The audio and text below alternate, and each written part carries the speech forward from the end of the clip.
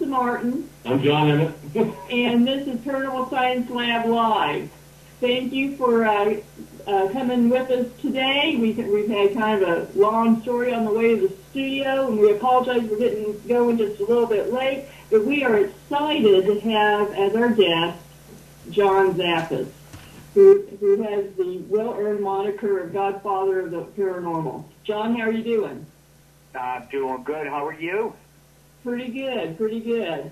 Had a lot of things happen for both of us, I think, since we talked last. Most people know you from The Haunted Collector. Not as many people know you from your many years of excellent work beforehand. And since you're changing gears a little bit, I want to give you an opportunity to talk about things that are coming up for you. Well, basically right now, back to, as we know, Haunted Collector wrapped up after its third season, and back to doing investigations and back out lecturing and getting involved with the mainstream paranormal for a change. Good deal, good deal. And what do you like best about that change? Not having to be on the road. Yeah. It's nice to do, the TV shows and be involved with them and everything, but a lot of times people don't realize you spend weeks and weeks out on the road, and, you go from location to location, and you film, you eat, you sleep, and you travel. And it's difficult. It's a lot of work doing that when you do it, for many weeks in a row. It really can beat down on you being out on the road continuously. So being home over the past 3 or 4 months has been great. I love it. I bet. Fantastic. And I personally, I'm glad to know that you're out actively investigating again, because you have such an amazing career. A lot of people probably don't know a lot of the really famous situations that you've dealt with, and those that are more familiar with your Haunted Collector work may not be as familiar with all of your background and your specialties. I do want to take a moment to plug. I know it's been out for a while, but anyone who is interested in John's book, Shadows of the Dark, they ought to take a look at it. Has some wonderful information in it. And I kind of went through it again the other day, John, and there are a couple things that kind of came out for me that I wanted to talk to you about, if you don't mind. Okay, that sounds great. A lot of the cases that you document, it becomes clear that the reason that the person ended up having encounters with inhuman entity were not predictable. Would you agree with that? I'm sorry, I couldn't hear you.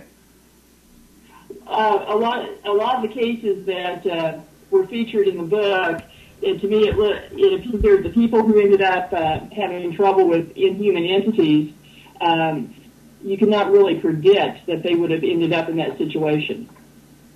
Well, yeah, Lisa, it's most important today, and it's something I try to explain. When speaking on the topic, it's so critical and so important to get involved, to investigate. And when I say that, you have to research property, you have to be very thorough with speaking to individuals, checking all kinds of things out when dealing with a haunting, to find out exactly what you're dealing with and what could be intertwined in it. Because it's unfortunate today that, people are looking at a lot of hauntings, and I hear people saying this continuously, and it drives me crazy, is that, it's evil, it's demonic. No, a lot of these cases aren't. You have to take your time, research them, and really dig in and see what you can find out, because it's something I've learned over the course of years, that when you deal with spirit, whether we're dealing with human spirit or something on a negative level, human spirit could be just as nasty. And if they were nasty and mean and rotten in life, an alcoholic, a drug user, what have you, they're going to be like that in spirit form. So therefore, I always tell people, just because you get scratched or you get pushed or there's some heavy duty type of activity going on doesn't always necessarily mean that you're dealing with something on a demonic level.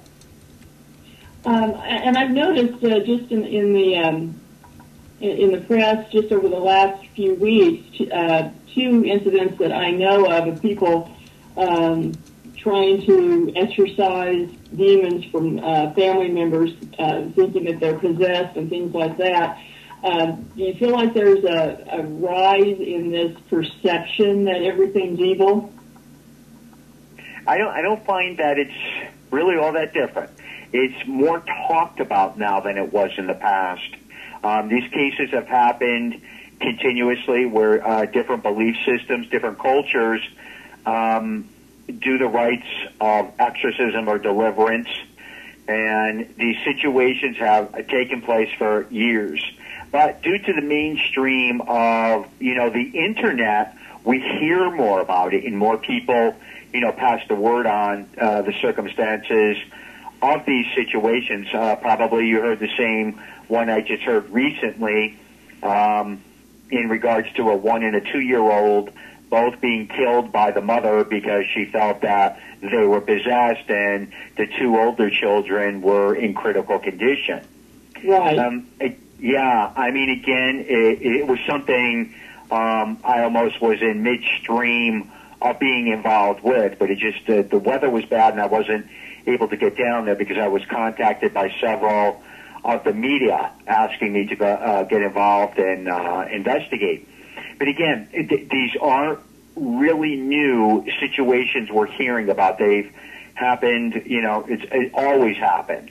It's just that it's more out in the forefront, I feel, today more than ever before, with people communicating and, passing that word on so many of the sites out there on the internet. But it is sad, and, it's a type of situation in that environment. We really don't know what was happening. I know she had moved in there with 4 children, and she was only living there for a short period of time. They said the night before they heard all kinds of screaming and yelling, and they weren't quite sure what was happening in there, and that was the outcome the following day. But again, if anybody's aware of circumstances like that, I always tell people, please call the police immediately. It's most important, especially if children are involved with it. Because again, a key factor you have to always take into consideration when dealing with paranormal investigating in cases, when you deal with a family and children or people are involved and you feel definitely that there's something that isn't just right, there's nothing wrong with contacting the local authorities to get involved in those circumstances. I've done it many of times. And that kind of leads into my follow-up question there is, what advice would you give to investigators as they're walking into a situation that starts to become looking volatile like that? When you're there, always never do it by yourself. That's a key factor. Always make sure you have somebody with you, because you never know what you're walking into. I mean, these people might be scared that we're coming in, but it's just the same for us. We don't know what we're always getting involved with. We're going in to a lot of these residential homes. If you're there investigating and you're questioning an individual on circumstances, and you start asking them, are you on any prescriptions? Is there any abuse, alcohol, drug? You start asking all these questions, and these are key elements. And usually you can tell by an environment if something isn't adding up right or something's not right. It's most important to dig in, to talk to other family members to see what you could find out, or neighbors, family members, so important. And if something isn't right, it's our jobs getting involved in these circumstances to report it to the right facility. If there's child abuse or spousal abuse or animal abuse, any of these types of situations, you should never hesitate to pick up that phone and get somebody involved with it, because you might be saving a person's life or an animal's life. So, again, I always look at it that way, and if there's something that doesn't add up right to me, where I think something is wrong, I would never feel bad about picking up the phone and, calling the local authorities to see if they can investigate and see what they can find out. Okay. What is your advice for an investigator if they are in a situation they truly do believe that an inhuman spirit's involved, as far as really protective steps to take? What a key thing is, a person has to have a foundation, and when I say that, it doesn't matter what your belief system is or anything you're practicing. We have positive and we have negative. You call upon positive, that always outweighs anything on a negative as far as I'm concerned. And you're involved with a case or in an environment where it's a possibility, or there is something that is happening on a negative or a demonic level. Again, you have to take your time in determining that. And if it's a situation, you can't just call your local church or synagogue and expect these clergy people to just jump right in and start doing things. They need to have a lot of information. They need a lot before they can be authorized to get involved in a situation like that. So it's important for paranormal researchers to understand that you have to develop relationship with spiritual people and with other people out there. Because, again, you call up your local church and you ask the father to go out and do an exorcism in the house, he's going to tell you no. He knows nothing about the circumstances. He knows nothing about you. Does he know anything about this family? So, again, that's something today that I see more critical, and people just jumping in thinking that because they're a paranormal investigator, they can call up spiritual people within the area and they're just going to automatically jump in. No, nobody in their, environment can take that chance today. It's too crucial. It could destroy their careers. They don't know exactly what they're getting involved with, so they need to take their time and, get the facts, get information to back the claims that you might be making before some of these spiritual people are going to jump right in. Well, I think it's also important. I think too many people in the rush of seeing in TV a factor, I think, of resolution in an hour or whatever, that they rush to have a result and an outcome in a case, and you can't necessarily do that. Well, again, too, people have to remember TV shows are for entertainment. What we do in our regular paranormal investigations and our research is a lot more in depth, and there's a lot more that goes on, in that when we're doing it. I mean, it's like anything that you watch on TV, you're watching it, for half an hour or an hour. I don't care whether it's paranormal or something else. Again, there's a lot of information that is eliminated or you're not going to see in a lot of these shows. It just doesn't go that way. So it's a difficult thing for people to understand when you watch an episode of any paranormal show and, this got cut out or that got cut out or this isn't in there, that's not in there, because it's a TV show. And all this information can't be put in there. It's just going to be a very difficult thing. Hey, John, what is your opinion on the metaphysical side of the paranormal involved in investigations? Oh, I'm all for it. I always have been for the past 40 years. When we deal with these things, I work with shaman, medicine men, psychics, mediums. There isn't anybody I do not work with. We literally deal with a spiritual realm. So therefore, we brought the scientific community into it to be able to validate these things, because that's a key element.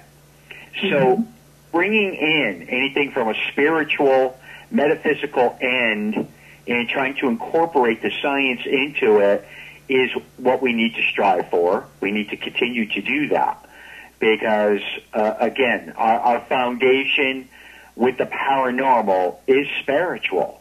So therefore, you know, we have to look at all the different ways in going about things from many different angles. I mean, to this day, I still work with many psychics and mediums, but it's also important to have our techie people get involved so that they can document the change in temperatures or look for logical explanations. So bringing all that together, to me, is very important. And I agree. You have to look at it as a multidisciplinary team almost. Mm-hmm. John, do you have another question? There's another question in here, John. It says, how often, if any, would an object have a spirit attached to it? How, you mean in regular cases, or are you referring to the TV show?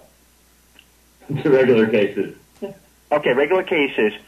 It's you know, it's give or take. What we have to remember with most investigations, one of the key elements we always ask about the environment, what they know about the property, the house. You know, are they involved with anything? Have they done anything to open up doors to bring spirit in? Have they brought any new items into the house, whether, you know, an antique or what have you? And we try to see, is this lining up when the activity has escalated within the house? So, again, it's not all just about items. You know, unfortunately, Haunted Collector basically gave me the title over the past 3 years of just dealing with haunted objects. But, again, your majority of cases, you'll find that it's probably the property, the people, or the house. And then, again, you have the situation where you can have haunted items tied in. I have sort of a related question that's actually been submitted to us by a paranormal team. I don't know all the details, but what I do know is they say that they were dealing with an entity that they believe may have been inhuman, but the basis for deciding that I'm not really sure. But that it seemed to have been contained in a mirror. And now they're wondering what they need to do with it, how to approach it, to destroy it, to contain it somehow. And we're wondering if you had any suggestions. It's difficult to answer stuff like that when you don't know all the details. But mirrors, as we know, have been used for, you know, many, many years for trapping energy in them and spirit within them. I have many mirrors down in the museum, you know, that have been removed from haunted locations where they were triggering some of the paranormal activity that was occurring. A key factor that I always recommend to people is as you're dealing with an investigation, a lot of times you have to rule things out, so I always recommend to take the item, no matter what it is, place it in another building on the property to see what's happening.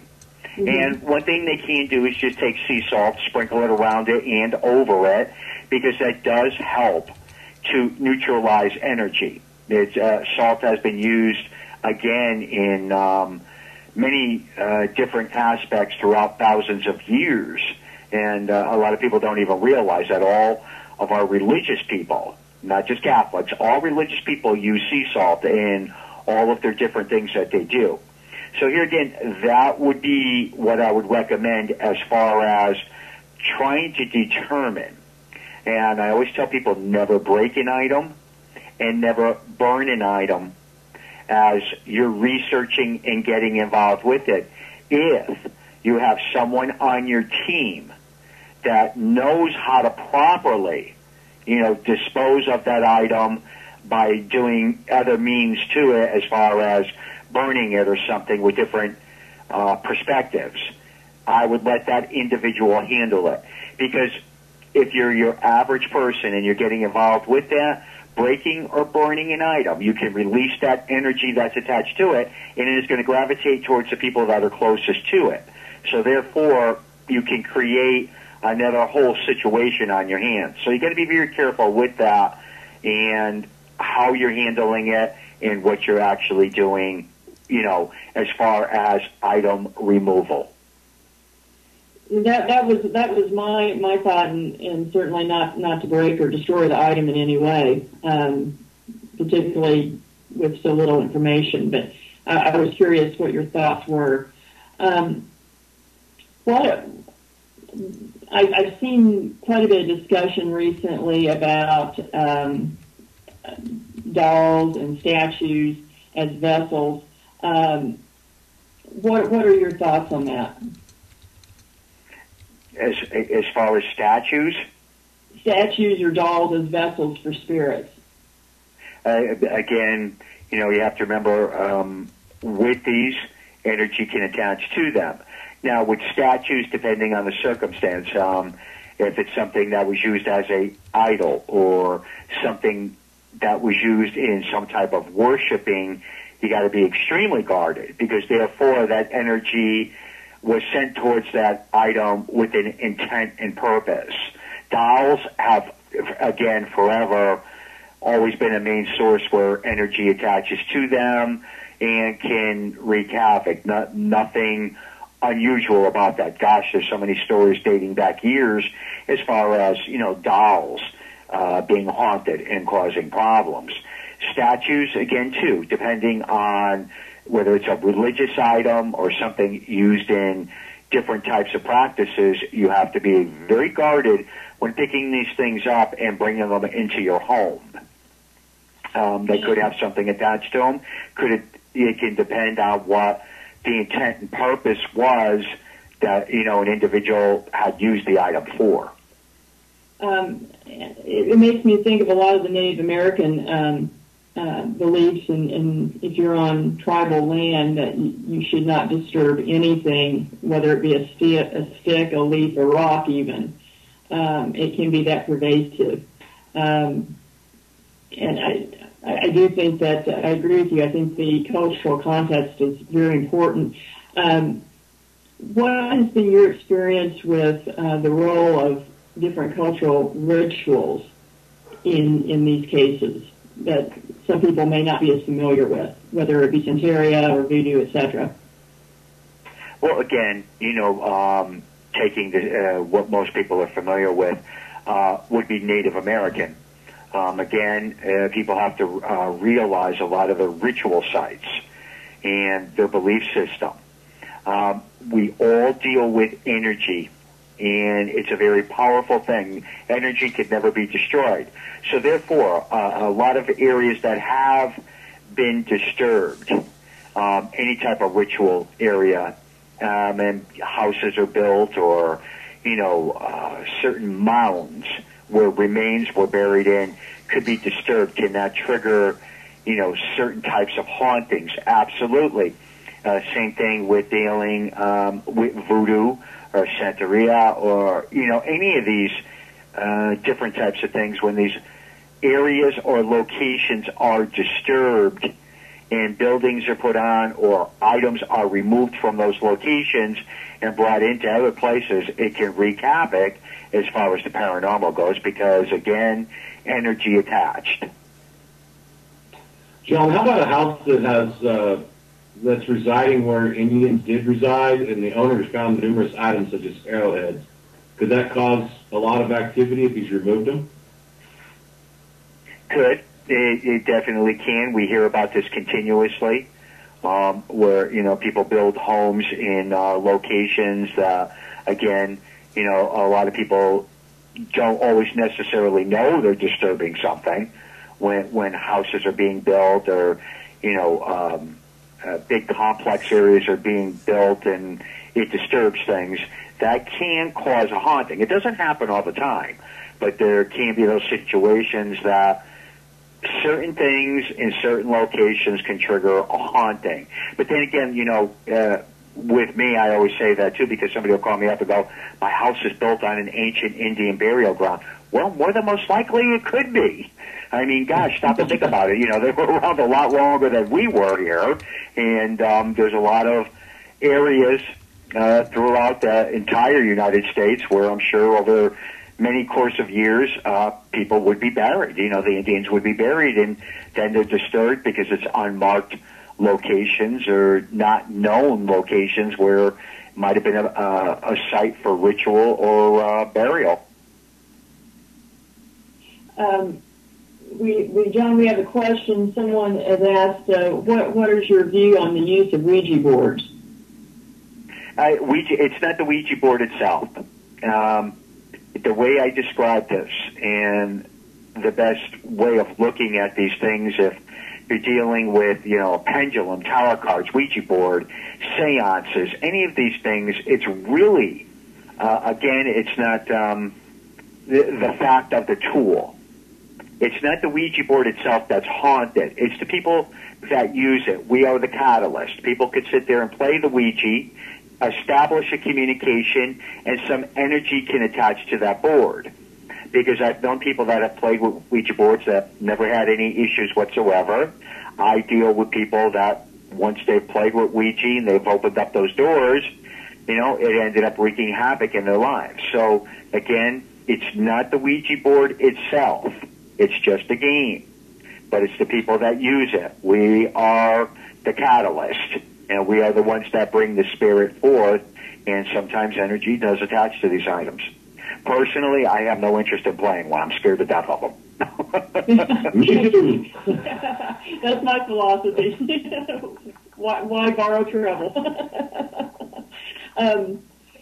That kind of brings up another question that I get sometimes, and I try to counsel people, especially if they're just getting into the area of grounding themselves and putting themselves in the best frame of mind before they walk in, so that they're less likely to be affected by the energy when they walk out. Do you have any suggestions or advice? Absolutely. Again, I still apply this today. Even myself, if I'm in a bad mood or I'm not feeling good, don't go on the investigation. If there's substance abuse in any way, shape, or form, I tell people, do not investigate. Why? You're leaving yourself wide open and vulnerable. Always have yourself in that frame of mind where, you know, you're protecting yourself. Like I said, I don't care what anybody's particular belief system is. As long as it's on a positive level, call upon the positive to be able to help protect yourself. Do that when entering a haunted location and when leaving a haunted location. These are the tools that are in place to be able to help protect us. Does it work every time? No. You know, because people will say that to me, and I always chuckle at this. I want to investigate. I want to, you know, go to haunted locations. I want to do this, but I don't want nothing to follow me home. Well, gee, guess what? You want to go out there and you want to get involved with it, sooner or later something's going to happen no matter what you do. It's a chance we take when we get involved with doing our research or going to haunted locations. Sooner or later, you're going to have some type of paranormal experience, and there's no 100% guarantee that you're never going to. I think that's excellent advice. That kind of leads into my next question. There are so many people who are getting into the field now and getting in because of what they've seen on TV and so forth. What would you say are the biggest risks to the novice getting involved that they need to look out for?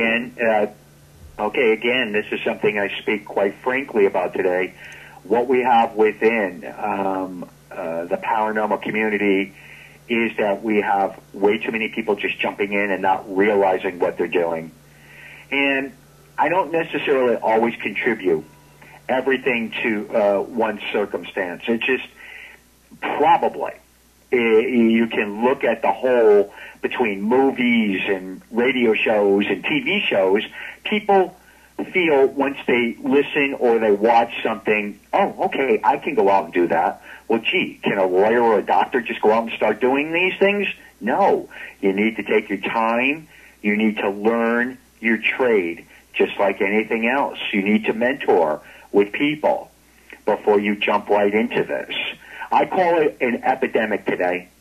And you can't just put up a webpage and, get a bunch of people together and just start going out and doing paranormal investigations, especially when you're dealing with residential property. You have families you're putting in jeopardy. You have children. There's a lot that goes in with this. So, again, my advice to anybody out there is try to work with people that have been in the paranormal field for a while so you can learn to understand a lot of the things to look for and how to look for it. Do you see more of a dichotomy of people getting into it because it's more of an adrenaline-seeking endeavor versus serious study? Oh, absolutely. Yeah, today people want to go to a location and they want to see the buildings levitate and spin around and everything. Well, yeah, so do I. I'd like to see that too, but, again, I'm using an extreme example, but, people are going out there, going to locations, expecting paranormal activity to happen instantaneously. And it just doesn't always work that way. I mean, I've gone back to locations several times, to try and get any type of evidence whatsoever, but today it's very fashionable. People just want to go out. They want to see if Casper the Ghost is going to show up, and they want to have a good time with it. I think one thing that I know our team has a hard time getting across to people sometimes when they say they're interested is that, the amount of time and effort you're going to have to devote to it, and even a particular case that you're going to have to commit yourself to maybe going back 4 or 5 times or whatever, in dealing with this situation, and being a problem solver. What do you suggest for people as their approach to really trying to solve these problems instead of getting the experience? Again, when dealing with an investigation, again, Lisa, I agree with you 100%. Sometimes it could take several weeks, several months in dealing and counseling with individuals. But you also have to realize there comes a time where you have to cut your ties with certain people. It's very fashionable today for people to call in paranormal groups, call in 4 or 5 different paranormal groups because they like the entertainment of it. And it's something that annoys a lot of us out there today because, it's a key thing I ask now before I even get involved with an investigation. Have you already had paranormal groups, and how many have you had out there? That's telling me what are we exactly looking for, and what do we want here as an end result? Do we want to bring closure to the case, or are we doing this for entertainment? So it's something you have to learn with individuals. If they keep it up, and you're making recommendations and you're giving them suggestions and people aren't following through with that, a lot of times you need to walk away from those situations. Because we're here to help people. We're here to educate them to try and resolve, scenarios. And today, like I said, it's fashionable. I never thought I'd ever see this, where people just love having paranormal activity in their houses and just keep inviting paranormal groups and, group after group after group into their home. And, it's a different world today over the past 4 or 5 years with the paranormal. And I've run into a few cases where not only did it seem that, I would come in and find out that, maybe 2 or 3 others had been there, and that it was not even so much an entertainment issue for the client, but they were shopping for the answer they wanted. Absolutely. And my other life, I'm an attorney, and you see that when you have someone that's gone through several attorneys, and they're shopping for the answer they want, whether or not it's realistic or something good for them. Do you find that seems to be on the rise too? Oh, absolutely. Absolutely. That's where I say, again, I refer to so many of these scenarios as a epidemic of confusion, of people wanting to hear what they want to hear. A good scenario. We'll get called in to do an investigation, and you're finding out that there's been several other paranormal groups that have been involved. Well, this one told me that. This one told me this. This one told me I had a demon. This one told me I had a vortex. But again, they're shopping. I love that term, Lisa. I just adopted that one. They're shopping. Yeah, it's perfect. It fits it. They're shopping till they get the criteria they are seeking, no matter what it might be. So again, this is something I'm seeing very much on the rise, and it makes it very difficult. I mean, that's a hard thing for a lot of people. And, investigators go out, they investigate, they take their time away from their families or their jobs. They're spending money on gas. They're spending money on food. It costs a lot today to go out and do an investigation. So therefore, when a lot of these scenarios take place where, I find out that there's been a tremendous amount of people in and out of a home, I look at that, I'm going to look at that totally differently. And then when people start telling me, I had 4 or 5 groups in here, I've had a priest in here, I had a shaman in here, I had a Buddhist in here, nothing's working. Well, what makes you think I can fix it? That's a good answer. And it's the truth. You take that step back, and I listen to these stories when these people start telling me, A to Z, we've had all these people in here and all these other, and I step back and I go, gee, someone out of the 20 people that you just had in your house wasn't able to help you in any way, shape, or form. Something's wrong. Right. Something's wrong. Yeah. Yeah. So, but like I said, and I will say that to people. Oh, I had the priest in here. I had the rabbi. I had the minister. All these people are in here. They did everything. And I'll go, and I'll go, well, what do you mean and? And I go, and what do you think I can do? And they get quiet. Yeah. I mean, there's a lot of people out there in our field that are phenomenal researchers, and they're fantastic spiritual people.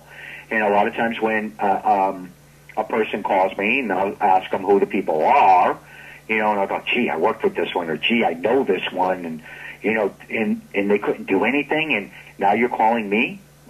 Something's wrong here. Something's wrong. I think that also points out the importance of networking and knowing people in your area, so that, because I've walked in and clients have said, well, I've had such so and so here, and they told me this or that, and especially if it's a couple of people that I've known a long time and I know their work and they're very credible, that certainly runs up red flags for me. Absolutely, yeah, absolutely. Again, too, very much on networking. There's a lot of groups out there, a lot of individuals, a lot of spiritual people I've worked with over the course of the years. And I'll tell you what, somebody throws out one of those person's names to me, I'll go, okay, when I'm done speaking to that person, I will place a telephone call to them and say, okay, what happened? What's the scenario with this whole thing? So again, to me, that's an important reason to network, and it's an important reason to, establish working relationships with people out there. And again, doesn't necessarily. Oh, go ahead. It doesn't necessarily mean we're all going to be on the same page as far as in agreement. But then again, too, like I said, there's many people out there I respect, and if somebody calls us, hey, John, forget it. It's a mental illness problem. It's not paranormal. I'm going to believe that person because I've worked with them on cases or I've worked with them on situations, so therefore that holds merit to me. And people do it with me. They'll go, John, we heard you aren't working on this case anymore. And we go, uh-oh, something's wrong if you pulled away from it. And I gladly will share my findings or my feelings on a scenario. Well, and I think that's important. I think sometimes it's easy to skip that step, but I think it's important. I called investigators up and said, I understand you were involved in this. Tell me what you saw or your findings, and people will call me up and do the same thing. And I think people need to understand it's okay to tell a client, no, I'm not going to do this investigation. I think that sometimes people get so caught up in wanting to do it that they forget that sometimes it's better not to. Well, because unfortunately what I'm finding today is, and it's the strangest thing because I still can't comprehend it or figure it out in my mind, is when I talk to researchers or I go back and forth and they call me and they go, well, John, you were in there or you worked on this case and you couldn't resolve it and da-da-da-da-da, and I'll, like I said, tell them what I think and everything. They'll go, well, we're going to go in because we think we can fix it. Yeah. Again, it's like, guys, don't you think I would have done that? If I was able to do something or help the family, I would have did that. You've been in the work a year, 2 years, you're going to go in and fix it? Knock your socks off. Yeah. Well, I think that goes back to just sometimes the over-eagerness that it blinds people sometimes to some of the bigger realities. Do we have another question? Yeah, John, we have another question in the chat room. This Ghosty was wanting to know if the experience that she had at age 11 was due to her age or to the fact that they were living next to a graveyard. What's your thoughts on that? More than most likely the fact that she was 11 years old. When you reach that certain age bracket and you're going through puberty, a lot of people have paranormal experiences. Once you go through puberty, all of it totally stops. So again, I find most graveyards are not haunted. Everybody thinks that they're haunted by the poor dead people buried there, and that's the farthest thing, from the truth. Usually, if we have a haunted cemetery, it's usually done through the fact of people doing rituals in there and seances and all these other different things, bringing the spirit into those locations. So a lot of people look at. I'm sorry. Go ahead. No, go ahead. Oh, a lot of people look at me funny because I go jogging through graveyards. So I'm much more peaceful in most places. Again, you know what? It's true because I've walked through cemeteries and majority of them I find to be very peaceful, and not that there's any paranormal activity occurring in them whatsoever.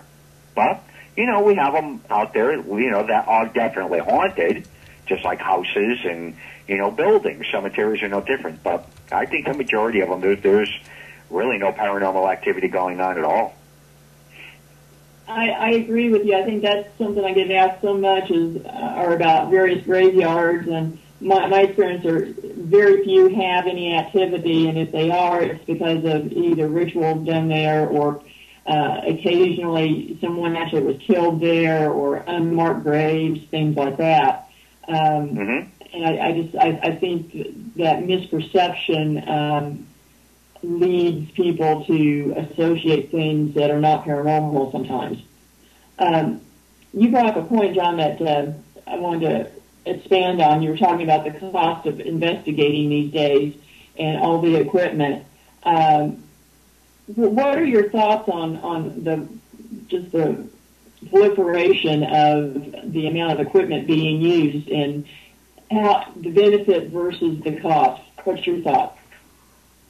Well, I feel it's extremely important as we're moving forward. Gosh, just over the past 5-6 years, the amount of equipment and the different things that people are experimenting with to try and capture, any type of activity is crucial, and it's important. The thing is, we need to get repeatability, and that's one of the most difficult things to be able to do.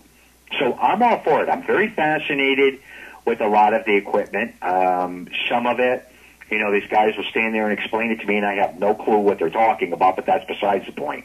With me, I still believe in going in, investigating, just have a camera with you, a tape recorder, your basics. Because if you're going to have an experience, you're going to have it. And if you're going to catch an EVP, a regular tape recorder is going to get it. So, again, the basics 101 are essentials. For getting something documented and trying to be able to push it forward from a scientific approach, it's most important to have all that equipment in there. Because I'll be honest with you, even with my group, when they're setting up to do an investigation, you got cameras all over the place. You got wires flying all over the place. All this equipment's flying around. It takes everybody 2 to 3 hours to set everything up. You're exhausted by the time you're done setting up. So, I just laugh. I just laugh at it, but not that I'm against it. I'll always be for it. It's a lot of work to setting up this equipment, and I give big kudos to people that do, because sometimes they catch phenomenal evidence with it. That's true, but I was kind of looking at some of the more experimental type equipment, and we've played with some of it and used some of it, and to be honest, over time we tend to keep going back to more of the staple photography, videography, audio, and human experience. I mean, just yourself. Yeah. Well, I'm glad you brought that up, because that is a perfect element that people are eliminating, and we can't. You don't have to be psychic. You don't have to be gifted and, be running around with a turban in these houses. You can learn to sense when something is around. And I'm referring to energy. All of us have that ability, and it's got nothing to do, with certain elements of being psychic. You walk in a room, it feels light, feels fluffy, it's no big deal. You can walk into another room, and you just get a creepy feeling in it. Right. It's just plain creepy.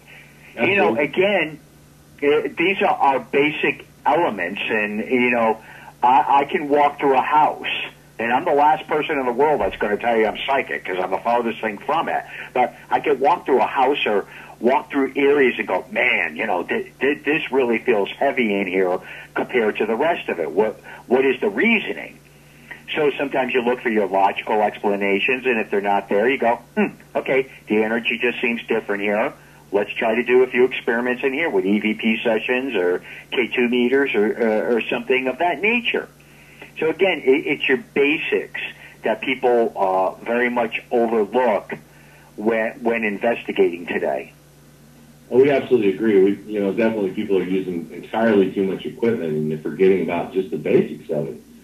Just your Lisa and I went into a house just this weekend that we could have swore the K2 was going to go off the hook, but it didn't. And it was just a feeling that we both had that it felt like EMF, but it ended up not being. And so we went ahead and went, like you said, on with the EVPs and so forth. So, yeah, because as you do this a lot, particularly eliminating certain factors, EMF is certainly a factor in a lot of places. And so I know I've gotten to where I'm pretty sensitive to it. I usually walk in and tell whether, there's a higher static field. And, we walked into a place that it certainly seemed like it was EMF, but, it wasn't. And so then you have to go back to the basics and start investigating.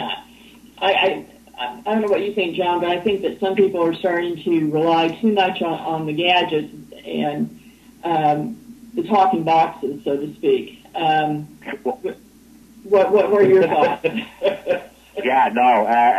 Again, when somebody calls me, John, I just did an investigation, but I didn't get any scientific proof to be able to back it up. What does that mean? Nothing. Means nothing to me. Again, because or evidence. People say to me, well, we couldn't get anything from anything. The K2 meters, we couldn't get anything, hot, cold spots or anything going on whatsoever. Therefore, I don't think it's haunted. No, terrible conclusion. You just don't always necessarily know that, and you can't base an investigation on just paranormal equipment. No way. Too many times things occur and things happen where you could have all kinds of equipment set up and everything, lined up perfectly. You're not going to get anything. You start to take the equipment down, you're packing everything up, and people have some of the craziest experiences.